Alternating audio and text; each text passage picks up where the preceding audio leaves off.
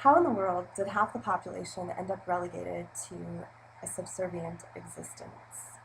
It's a seemingly difficult question with a rather simple answer. Religion. I said it. Our leading feminist, Elizabeth Cady Stanton, addresses this in her introduction to the Women's Bible.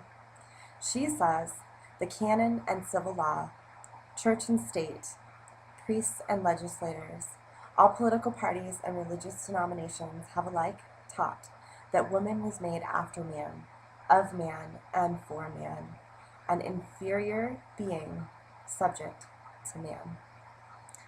I wish I had a copy of the Women's Bible, but this one will have to do. Let's take a look at Titus.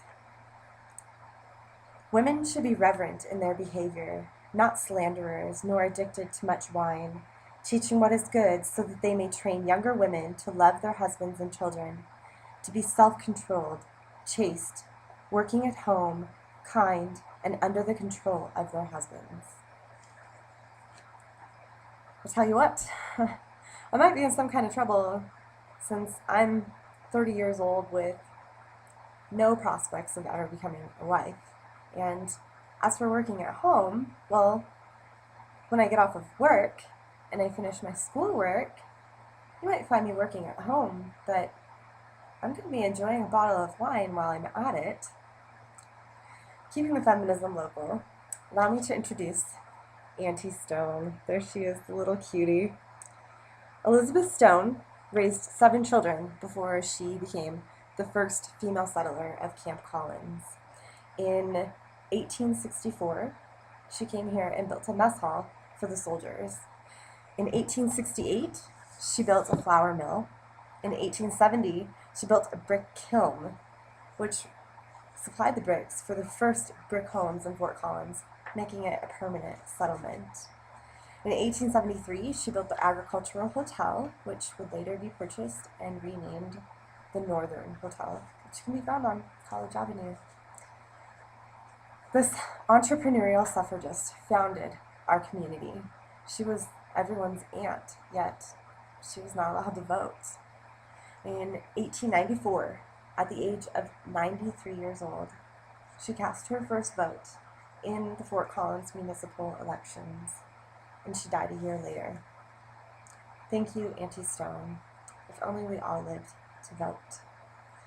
Colorado women have always been ahead of the game, so let's talk about Josephine Meeker. Her father, Nathan Meeker, founded the Union Colony, and at the age of 13, Josephine was along for the ride. And ride she did. According to Patricia Werner's book, The Walls Talk, Josephine refused to ride her horse side saddle. One of the city fathers wrote to the Greeley Tribune, complaining of her unladylike behavior, riding astride in trousers. First of all, I will remember Josephine next time I hop on my bike in a sundress and ride around town unabashedly. Second of all, why is unladylike even a word? Anyway, back to Josephine.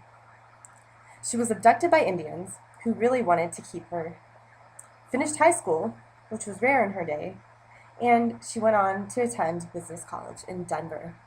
Of course, she was a fervent advocate of women's rights, and she moved to Washington, D.C., where she took a job with legislators as their secretary. Josephine died of pneumonia at the age of 25, and she never had the opportunity to cast her vote. Thankfully, suffrage gained momentum, gathering influential members along the way. Denver's own Margaret Brown hobnobbed with Elizabeth Cady Stanton. Okay, you know her as the unsinkable Molly Brown. That was a movie. Margaret was very influential in Denver politics, and she broke all sorts of gender barriers and campaigned for a seat in the Colorado Senate, but she withdrew before the election day. Yes, all of these women lived and died 100 years ago, but their legacy lives on, and I thank them for the rights that they bestowed on me. Last November, I cast a monumental vote, and today, a record 20% of the government is made up of women. Colorado is number 1 for the number of women in politics. No one can take that vote away from me. I'm Lindsay Berglund. Thank you for listening.